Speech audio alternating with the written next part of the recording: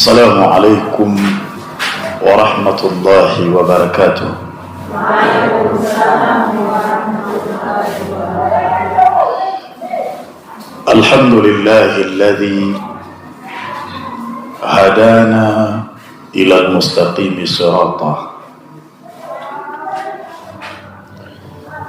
وأشهد أن لا إله إلا الله وحده لا شريك له، وهو الذي فضل بين المساجد رباطا، وأشهد أن سيدنا محمدا عبده ورسوله المنزل عليه والله جعل لكم الأرض بساطا، والصلاة والسلام على حبيبنا المصطفى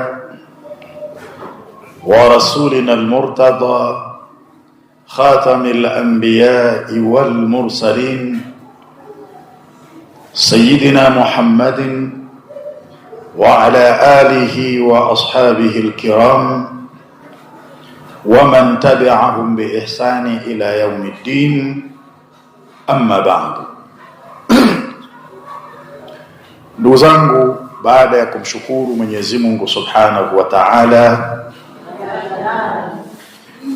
na kumtakia rehma na amani kiongozi wa umma mtume wetu Muhammad sallallahu alaihi wasallam, pamoja na ahali zake mtume na sahaba wake kwa ujumla. Amin. Leo ni yaumu sabti, nikiwa na maana siku ya Jumamosi. Ni siku ambayo katika kituo hiki huwa tunafanya dua kwa ajili ya kumuomba Mwenyezi Mungu Subhanahu wa Ta'ala ibtalu sihri wa izalatu alhasad wal aini wa tardu ash-shayatin wa hallu al-uqad. Ni dua kwa ajili ya kubatilisha uchawi, ni dua kwa ajili ya kuondosha husda na vijicho, ni dua kwa ajili ya kufungua mafundo ya kichawi, ni dua kwa ajili ya kuwafukuza na kuwaangamiza mashaitani. Dua hiyo hufanyika kila siku ya Jumamosi kama ya leo.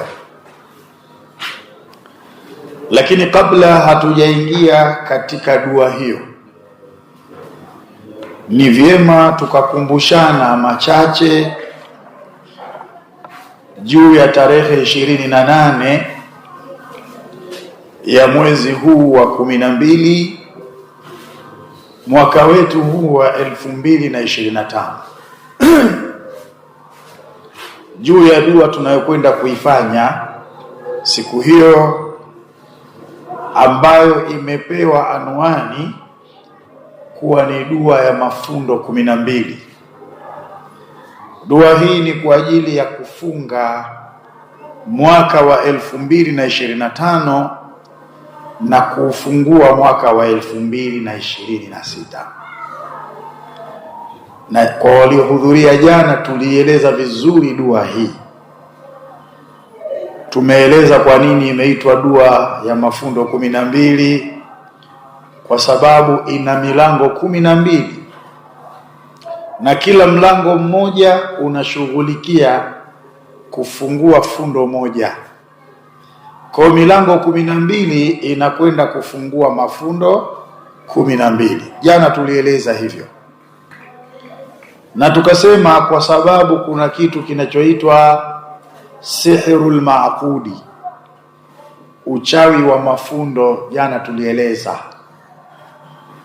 Na kuna kitu kinachoitwa sihrun nafithi, uchawi wa kupuliza.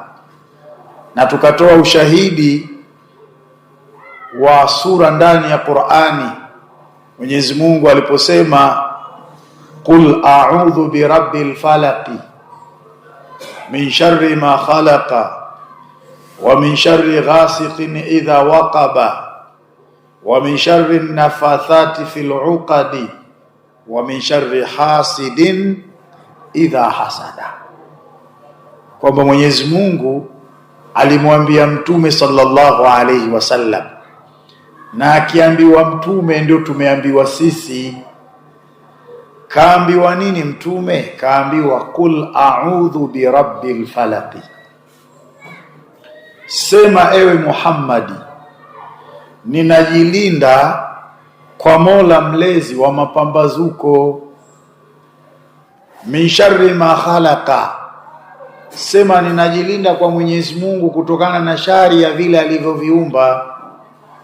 Wa min sharri ghasiqin idha waqaba, na kutokana na shari ya giza linapotanda.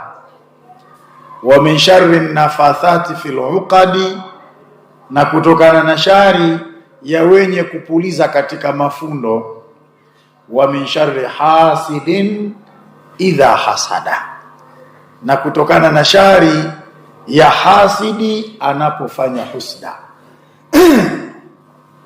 Kwa hiyo utaona Mwenyezi Mungu Subhanahu wa Ta'ala kwenye sura hii amesema wa min sharri nafathati fil uqad, jilindeni kutokana na shari ya wenye kupuliza kwenye mafundo. Wafasiri wa Qur'ani wakasema annafithatu fil uqadi humus sahiratu idha fa'alu sihrahum, wenye kupuliza katika mafundo ni wachawi wanapofanya uchawi wao.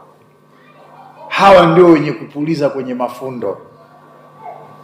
Moja kwa moja ukapatikana uchawi unaoitwa sihrun nafithi, pia ukapatikana uchawi unaoitwa sihrul uqadi, uchawi wa kupuliza na uchawi wa mafundo.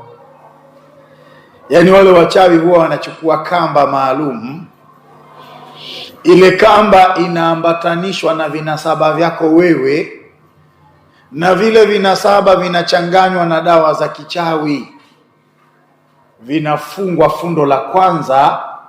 Yule mchawi anazungumza matambiko, tahtawi ala shirkin wa kufri, matandiko ambayo yamebeba ukafiri, matandiko ambayo yamebeba ushirikina. Na hapo huwa anaitumia ile mizimu ya kichawi.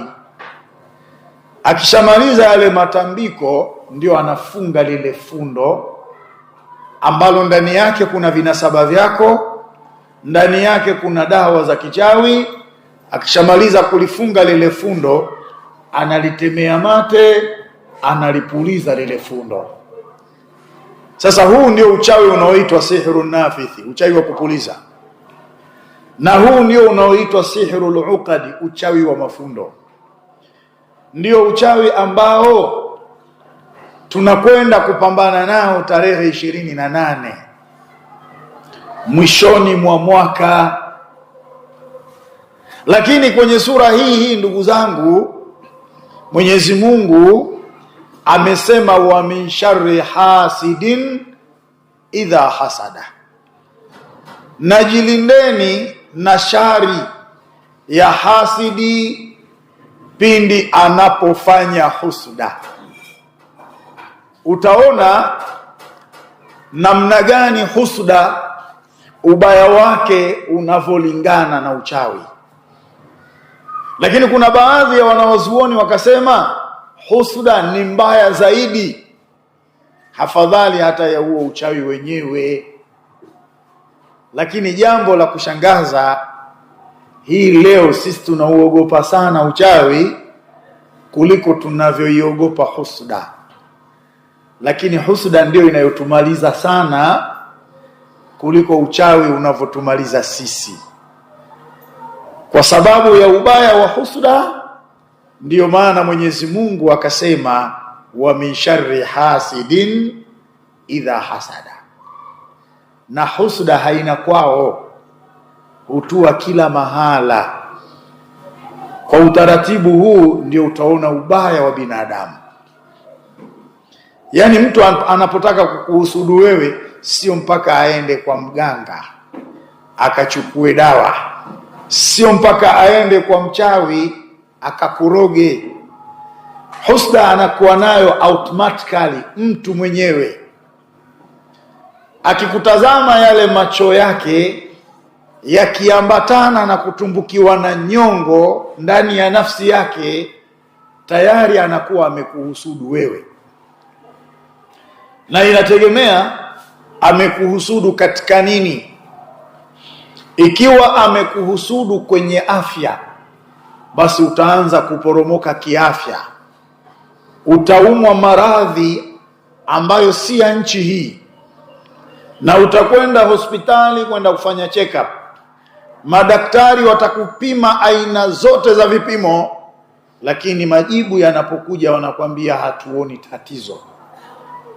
Wewe utadhani kuwa ni uchawi, kumbe kuna mtu amekuhusudu, kakutazama kwa macho, kakuhusudu kwa afya ulionayo, hatimaye umeanza kuporomoka kiafya, umekuwa ni mgonjwa typically. Wewe unaweza ukakimbilia uchawi, lakini kumbe wakati mwingine sio uchawi, ni husuda. Utamaliza vipimo vyote na utamaliza hospitali zote, tatizo la maradhi liko pale pale. Kwa uwezo wake Mwenyezi Mungu Subhanahu wa Ta'ala, tarehe 28 ya mwezi huu, Mwenyezi Mungu Subhanahu wa Ta'ala akitujalia pia kwenye dua ya mafundo 12, tunakwenda kupambana na madhara yanayosababishwa na husuda.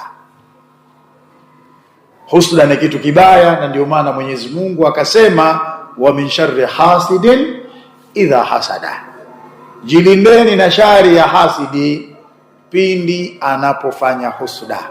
Husuda ni kitu kibaya sana. Ikiwa mtu anakuhusudu kwa kutazama neema uliopewa na Mwenyezi Mungu Subhanahu wa Ta'ala, maana yake afya huwa inaonekana wakati mwingine hata kwa macho. Kwa hiyo mtu anaweza akakutazama akakuhusudu kwa afya ulionayo, lakini anaweza akakutazama akakuhusudu kwa cheo ulichonacho. Anaweza akakutazama akakuhusudu kwa biashara unayoifanya. Anaweza akakutazama akakuhusudu mpaka kwa uzuri ulionao. Anaweza akakutazama akakuhusudu kwa kazi ulionayo. Sasa huwa tunaambiwa hivi, husuda inakaa ndani, lakini anapokutazama kwa jicho la husuda, huwa kunazalika mionzi kwenye macho, na ile mionzi inakwenda moja kwa moja mpaka kwenye ile neema ulionayo. Ile mionzi ikishaisibu ile neema ulionayo, inaondoka pale pale. Huu ndio ubaya wa husuda inayoambatana na kijicho.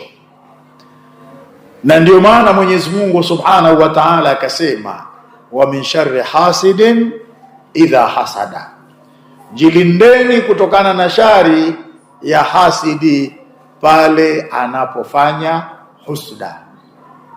Husuda ikiambatana na kijicho, ukitazama we mwenye afya, afya itaporomoka. Ukitazama we mwenye uzuri utaporomoka. Yani wewe utabaki scraper, mpaka utakuwa unapigiwa mfano kwamba Salima enzi zake bwana alikuwa ni mwanamke wa kukata na shoka. Enzi hizo zimeenda wapi? Kumbe kuna mtu kakutazama kwa jicho lenye husuda, kwa neema ya uzuri uliopewa na Allah Subhanahu wa Ta'ala, ikawa ni sababu ya wewe kuporomoka hiyo neema ya uzuri, unabakia scraper wewe, utamaniki. Husuda hiyo. Una cheo kizuri, akikutazama jicho la husuda, wewe utashushwa cheo, utakuwa asfala safilin, ni wa chini kuliko walio chini. Ukitazamwa katika biashara yako na jicho la husuda, ulikuwa unauza mpaka wewe mwenyewe unasema kazi si ndio hii, biashara si ndio hii, lakini likisha kusibu jicho lenye husuda, wallahi utaifungua biashara yako. Min tulu'i al-fajri ila ghurubi shamsi, toka jua la chomoza mpaka laenda kuzama, uone ulichouza.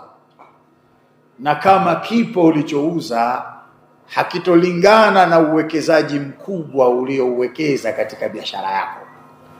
Jicho linaloambatana na husda, jicho baya sana. Lakini kama wewe ulikuwa una ndoa yako, unaishi na mumeo vizuri, unaishi na mkeo vizuri, maisha yenu yamekuwa ni kitu chenye kutamaniwa, kisha mtu akatazama na akazungumza maneno yenye husda. Husda inaleta farqa baina almar'i wa zawjihi, baina ya mtu na mkewe. Husda, ugomvi from nowhere, hautojulikana unatoka wapi, mtaanza kugombana, hatimaye mtapeana talaka. Kumbe ni macho yaliyoambatana na husda. Ndiyo maana Allah subhanahu wa ta'ala baada ya kusema wa min sharri nafathati fil uqadi, baada ya kusema jilindeni kutokana na shari ya wale wenye kupuliza katika mafundo, kisha akamalizia akasema wa min sharri hasidin idha hasada, na pia jilindeni na shari ya hasidi pale anapofanya husda. Ni kitu kibaya sana hiki, na machafuko yote munayoyashuhudia katika dunia hii ni kwa sababu ya husda. Mwenyezi Mungu Subhanahu wa Ta'ala ndani ya Qur'ani anasema waqala alladhina kafaru, na watasema wale waliokufuru siku hiyo ya kiyama, rabbana arina alladhaini adhallana min aljinni wal ins, Mola wetu tunakuomba utuonyeshe wale waliotupoteza miongoni mwa binadamu na majini, naj'alhuma tahta aqdamina, ili tuwaweke chini ya nyayo zetu, liyakuna minal asfalin, ili wawe miongoni mwa watu walio chini. Innahu arada billadhi minal jinni wal insi, alichokuwa anakikusudia hapa Mwenyezi Mungu Subhanahu wa Ta'ala kwa kusema miongoni mwa binadamu na majini, aliyekuwa anakusudiwa hapa ni Ibilisi alayhi laana. Yani katika majini alikuwa anakusudiwa Ibilisi. Yani kile kitendo cha watu wa motoni watakapomwambia Mwenyezi Mungu rabbana arina alladhaini adhallana minal jinni wal insi, Mola wetu tunakuomba utuonyeshe wale waliotupoteza miongoni mwa binadamu na majini, naj'aluhuma tahta aqdamina, ili tuwaweke chini ya nyayo zetu, liyakuna minal asfalina, ili wawe ni miongoni mwa watu wa chini kabisa. Hawa wanaokusudiwa hapa miongoni mwa binadamu na majini, anakusudiwa Ibilisi alayhi laana katika majini. Lakini katika binadamu anakusudiwa yule Qabil alipomuua Habil. Kwa nini? Kwa sababu Ibilisi ndio alianzisha husda, na huyu Qabil ndiye alianzisha mauaji kwa sababu ya husda. Tazameni namna husda ilivyo mbaya. Ibilisi alayhi laana ndiye aliyeasisi husda kule mbinguni, lakini Qabil ndio alianzisha husda mpaka akafikia hadi ya kuua hapa ardhini. Kwa hiyo vyanzo vya matatizo yote haya tunayoyashuhudia hapa duniani ni kwa sababu ya husda. Na ndio maana tunaambiwa na Mwenyezi Mungu Subhanahu wa Ta'ala aliposema wa min sharri hasidin idha hasada, jilindeni kwa Mwenyezi Mungu kutokana na shari ya hasidi pindi anapofanya nini? Anapofanya husuda. Ibilisi alipoambiwa msujudie Adam, akasema mimi siwezi kumsujudia. Wewe umemuumba yule kwa udongo na mimi ni umeniumba kwa moto, ana khairu minhu, mimi ni bora kuliko yeye. Kakataa kwa sababu ya husda. Lakini Qabil ilipotoka hukumu amuoe dada yake Habil, yule Habil akasema, mi dada yangu mzuri, itakuwaje aolewe na huyo, tamuoa mwenyewe. Wakaambiwa wapeleke sadaka, yule ambaye itakubaliwa sadaka yake ndio atakayemuoa yule wanashindania. Ikakubaliwa sadaka ya Qabil. Huyo Habil anasema, kwa nini yeye akubaliwe, kwa nini mimi nikataliwe? Akamuoa kwa sababu ya husda. Na hata hii leo wewe mwenyewe jifanyie tathmini hapo ulipo. Kama unamuona mwenzio amefanikiwa katika maisha, labda kajenga nyumba nzuri, ana gari nzuri ya kutembelea, wanaelewana yeye na mkewe, watoto wao wanasoma, wana ufahamu mzuri, kisha wewe ukasema kwa nini? Tayari umekushaingiwa na husuda wewe. Kisha sema tu kwa nini? Ndivyo ilivyokuwa kwa Ibilisi. Kwa nini tumsujudie huyu Adam? Yeye kaumbwa kwa udongo, mimi nimeumbwa kwa moto. Kabili ndivyo ilivyokuwa. Kwa nini yeye akubaliwe, mimi nisikubaliwe? Ukishaona unaanza kujiuliza juu ya neema alionayo mwenzio, kwa nini? Tayari wewe umekushaingiwa na husuda. Sasa ni wangapi sisi wametuhusudu?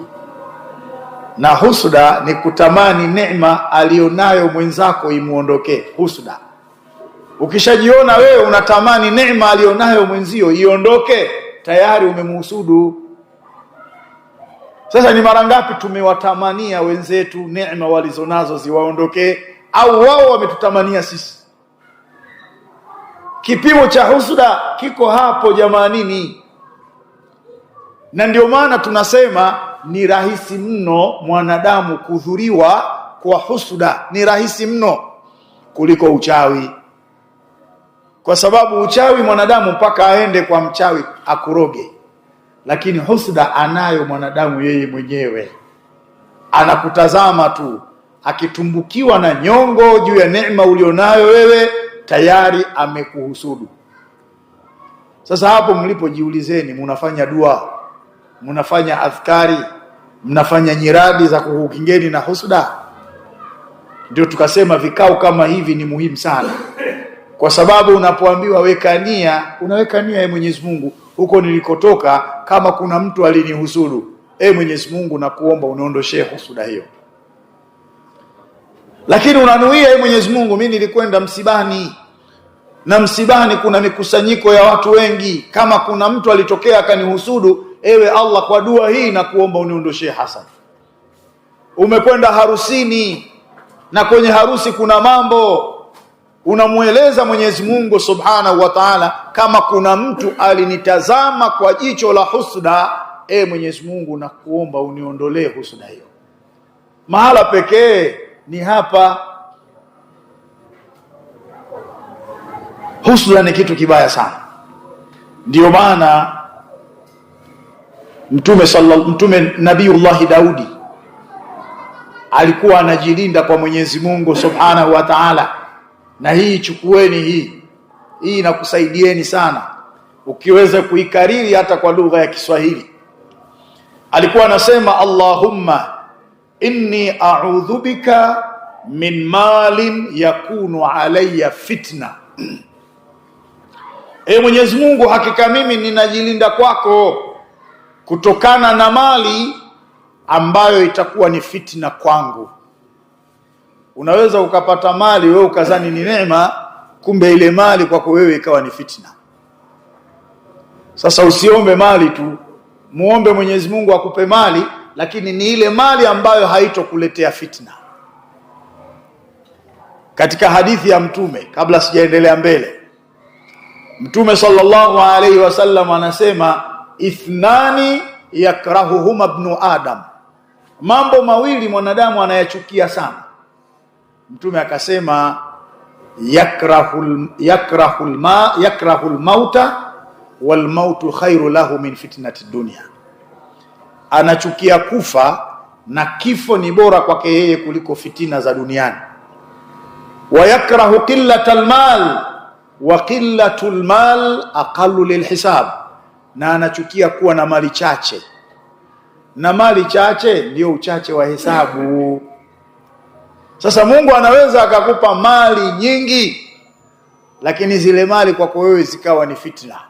Sasa Nabiyullah Daudi alayhi salam alikuwa anajilinda kwa Mwenyezi Mungu Subhanahu wa Ta'ala, anasema Allahumma inni a'udhu bika min malin yakunu alayya fitna. Mwenyezi Mungu, hakika mimi ninajilinda kutokana na mali ambayo itaniletea fitna. Kisha alikuwa anasema wa min waladin yakunu alayya wabala, na ninajilinda kutokana na mtoto ambaye kwangu mimi atakuwa tatizo. Hii leo kuna watu wana watoto, lakini wale watoto wamekuwa ni matatizo kwao. Mimi nimewahi kuletewa kesi na mama mmoja hapa, analalamika, anashtaki, anasema mwanawe alimkatakata mapanga kutaka kumuua. Kilichomsaidia yeye ni yule mtoto kuona tayari nishammaliza huyu mama, kwa sababu alikuwa anapumua kwa mbali. Yule mtoto kaondoka, kisha sema nishammaliza mimi.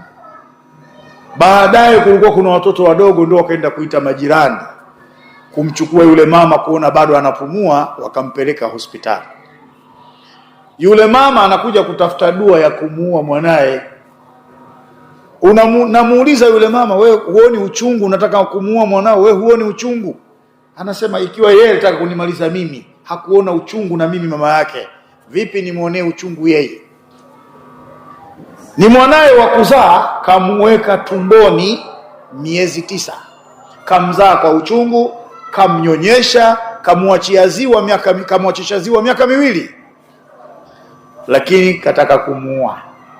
Ni mtoto huyu. Sasa Nabiyullah Daudi alayhi salam alikuwa anajilinda kwa Mwenyezi Mungu, anasema wa min waladin yakunu alayya wabala, na ninajilinda kwako kutokana na mtoto atakayekuwa ni matatizo kwangu mimi. Sasa unapoomba mtoto, usiombe alimuradi mtoto tu, omba mtoto mwema. Na ndivyo alivyokuwa anafanya Nabiyullah Ibrahim alayhi salam, ndivyo alivyofanya. Alisema rabbi habli minas salihin, Mola wangu nipe mtoto miongoni mwa watu wema. Ndio kampata Ismaili alayhi salam, akawa naye ni nabii. Kampata Ishaqa kamzaa Yaqubu, kamzaa Esau, wamezaliwa Bani Israili, na kwenye ukoo ule wamepatikana mitume. Ibrahim kaomba rabbi habli minas salihin. Usiombe mtoto alimradi mtoto bwana. Unaweza ukajaaliwa ukapata mtoto, lakini ikawa kutoa maradhi, usingemzaa ungekufa. Sasa usiombe mtoto kama huyo. Ndio maana Nabii Ibrahim, na ndio maana Nabiyullah Daudi akawa anasema wa min waladin yakunu alayya wabala, ninajilinda na mtoto atakayekuwa ni tatizo kwangu mimi. Kisha Nabii Daudi alikuwa akisema wa min imraati su'i tuqarribu almashiba qabla almashibi, najilinda usinipe mwanamke muovu atakayekuwa ni sababu ya mimi kuzeeka kabla ya kufikwa na uzee.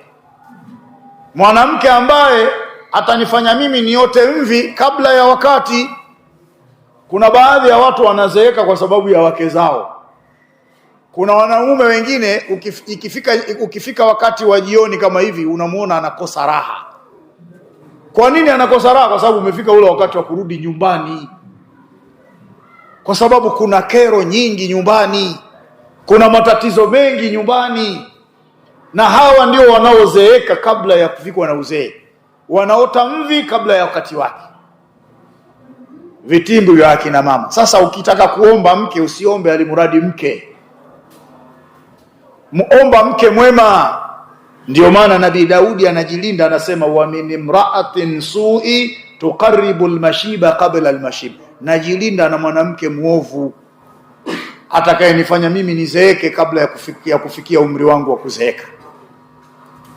Wa a'udhu bika min jari su'i, na najilinda kutokana na jirani muovu, jirani mbaya. Tar'ani ainahu wa tasma'uni udhunahu, jicho lake yeye yule jirani mbaya ni kunitazama mimi tu, yeye anachungana na mimi, sikio lake ni kunisikiliza mimi, nimefikwa na jambo gani? Wako majirani kama hao, macho yao ni kukutazama wewe, baya gani limekufika? Masikio yao yanasikiliza kwako, umefikwa na baya gani? In raa hasanatan dafanaha, jirani mbaya akiona umefikwa na jambo zuri, umefikwa na neema, anaizika ile neema, haitangazi. Kwa nini haitangazi? Kwa sababu kachukia. Kwa nini umepata neema? Wa in raa sayiatan adhaaha, lakini akiona umefikwa na jambo baya atalitangaza lile jambo. Akimaliza mtaa huu atakwenda mtaa wa pili, mtaa wa pili umemalizika na kwenda wa tatu. Furaha kwa sababu umefikwa na jambo baya. Kwa nini anafanya hivyo? Kwa sababu ana husuda. Na hapa ndipo nilipokuwa ninapataka mimi. Nabii Daudi anajilinda menjari sui, kutokana na jirani mbaya. Taraana ainahu wa tasmauna udhunahu, macho yake yeye ni kunitazama mimi tu, masikio yake yeye ni kunisikiliza mimi. In raa hasanatan, akiona neema imenipata mimi, dafanaha, anaizika ile neema, haitangazi. Wa in raa sayiatan, na akiona jambo baya limenisibu, adhaaha, atalieneza mji mzima. Kwa nini? Kwa sababu mtu yoyote mwenye husuda huwa anatamani neema alionayo mwenzake imuondokee. Lakini leo hatuna habari na husuda. Si tuna habari, tuna uchawi. Tunaogopa uchawi kuliko husuda. Ni mara ngapi majirani zetu wametutazama kwa macho yenye husuda? Tumejilinda na husuda. Silaha yako ni nini? Silaha yako ni dua. Ad-du'a silahul mu'min, dua ndio silaha ya mu'min. Sasa miongoni mwa yale tunayokwenda kupambana nayo tarehe 28 kwenye dua ya mafundo 12, tunakwenda kupambana na husuda. Ikiwa ulihusudiwa kwenye neema ya afya, afya ikaondoka, tuondoshe husuda hiyo, ubakie salama. Ikiwa umehusudiwa kwa sababu ya neema ya mali, uchumi umekuwa mgumu, umeharibika, Allah iondoshe hasadi hiyo, uweze kufungukiwa katika mali. Ikiwa ulihusudiwa katika neema ya biashara, neema ya ndoa, neema ya mahusiano, neema ya mali, neema ya kazi, tunakwenda kumuomba Allah subhanahu wa ta'ala aondoshe ile hasadi, ili muweze kufungukiwa katika mambo hayo. Ni muhimu sana kuhudhuria katika dua hii ya kufunga mwaka na kufungua mwaka. Lakini kuna mambo yanayosababisha husuda. Yapo mambo. Na ukijiona unalo moja katika haya, ni vigumu sana kuepukana wewe na husuda. Wewe utakuwa ni hasidi. Jambo la kwanza linalosababisha husuda, al-adawatu wal-baghdha'u, ni uadui na chuki. Yule unayemhusudu bila shaka atakuwa ni adui yako, na yule unayemhusudu bila shaka itakuwa unamchukia. Kwa hiyo ule uadui pamoja na chuki ni mambo ambayo yanaleta hasadi. Na ndio maana Mtume akasema, tahadu tahabu, peaneni zawadi mtapendana. Mkijenga utamaduni wa kupeana zawadi, zile zawadi zitaondosha hasadi na zitatengeneza mapenzi. Ndio maana katika Uislamu kuna nguzo ya zaka, matajiri kuwapa wale wasionavyo. Kwa nini? Kwa sababu wakiwapa yatajengeka mapenzi. Kwa hiyo hawa maskini hawatowahusudu hawa walionavyo hawa. Kwa hiyo jambo la kwanza linaloleta husuda, al-adawatu wal-baghdha'u, uadui na chuki. Lakini jambo la pili, at-ta'azzuzu wa huwa an yathqula 'ala al-hasidi tarafu' al-mahsudu alayhi, ni mtu kuwa na cheo.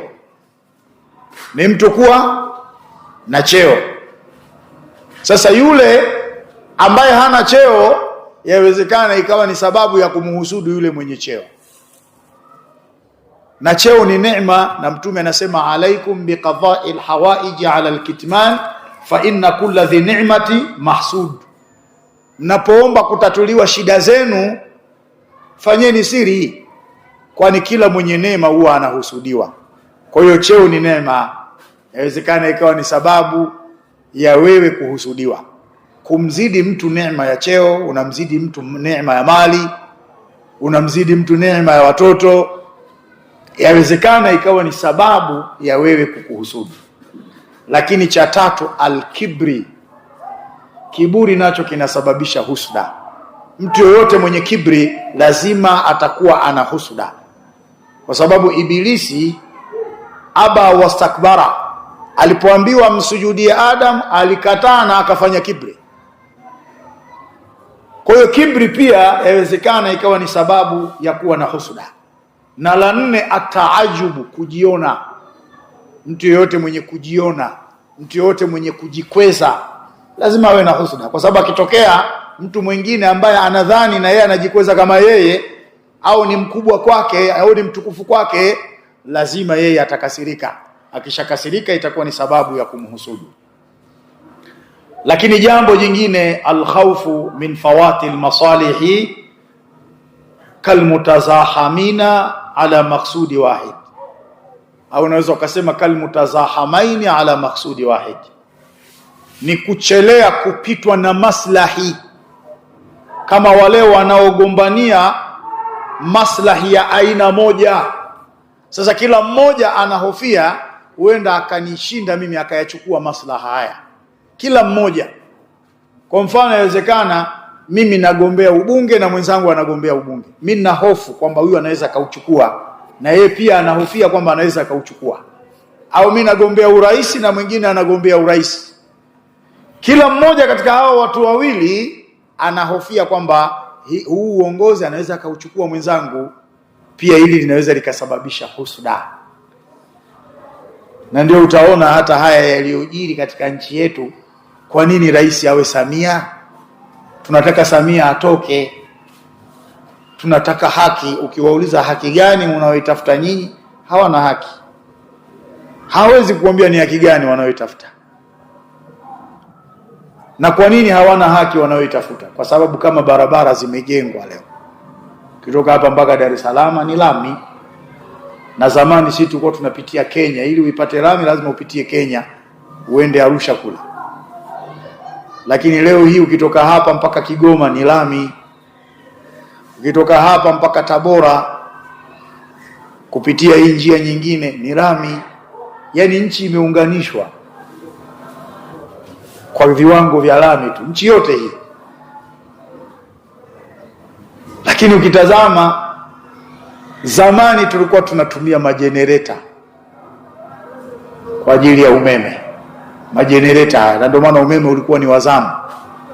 Lakini Mheshimiwa Rais Samia Suluhu Hassan amemaliza bwawa la Mwalimu Nyerere.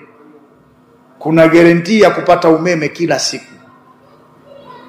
Wanaulizwa ni haki gani mnaoitaka nyinyi? Kajitahidi kajenga mahospitali karibia kila kata. Madawa hospitalini yanapatikana, watoto wadogo wanatibiwa bure na wazee, watu wazima. Mashule ya msingi, masekondari yamejengwa kila sehemu. Zamani unapotaka kusafiri kwenda Sengerema au Geita au Katoro, unawaza foleni iliyoko pale Kigongoveli. Lakini daraja limemalizika. Muda wowote, wakati wowote ukitaka kwenda wewe unapita, unavuka tu. Ni haki gani unaoitaka? SGR inajengwa. Lakini hata kwa wafanya biashara, zamani rushwa TRA ilikuwa inanuka. Lakini leo ukienda unakadiriwa vizuri, unalipa vizuri, unafanya biashara zako vizuri. Hakuna nchi ambayo imewatimizia raia wake mambo yote. Lazima kutakuwa kuna mambo mengine bado. Hata Marekani hiyo tunaosema. Lakini hatumtaki Samia, tunataka haki yetu. Haki gani? Ukiwauliza hivyo haki labda ya kupewa pesa mfukoni, yani mtu akutilie pesa mfukoni kwako. Sasa ndio tunaambiwa miongoni mwa mambo yanayoweza kusababisha husda, alkhawfu min fawati almasalihi kalmutazahamaini ala maksudi wahid, ni kuhofia kupitwa na maslaha. Kuna maslaha mnayagombania, mimi nayataka na mwingine anayataka. Sasa kila mmoja anahofia mwenzangu anaweza kuyachukua, ndio ikaja kalmutazahamaini, kama wale wanaogombea ala maksudi wahid, makusudio mamoja. Mnagombea ima ubunge, mnagombea ima uraisi. Sasa mwenzako kauchukua, wewe unaanza husda. Sasa afu haki hiyo unaoitafuta ni haki ya kuchoma vituo vya mafuta. Yule mwenye vituo vya mafuta ndio kakunyima haki wewe, au ndio anatakiwa akupe haki yeye? Kutafuta haki ndio kuchoma miundombinu ya serikali, miundombinu inayokusaidia wewe mwenyewe. Lakini ukitazama kwa undani zaidi ni husda. Ni jambo la 5 hilo. Lakini jambo la 6, hubu riasa, ni kupenda uongozi. Mtu yeyote anayependa uongozi lazima atakuwa na husda. Eti yeye ndio shekhe wa mkoa. Kwani yeye ni nani? Wewe shekhe wa mkoa, hata mimi si nilikuwa na haki ya kuupata?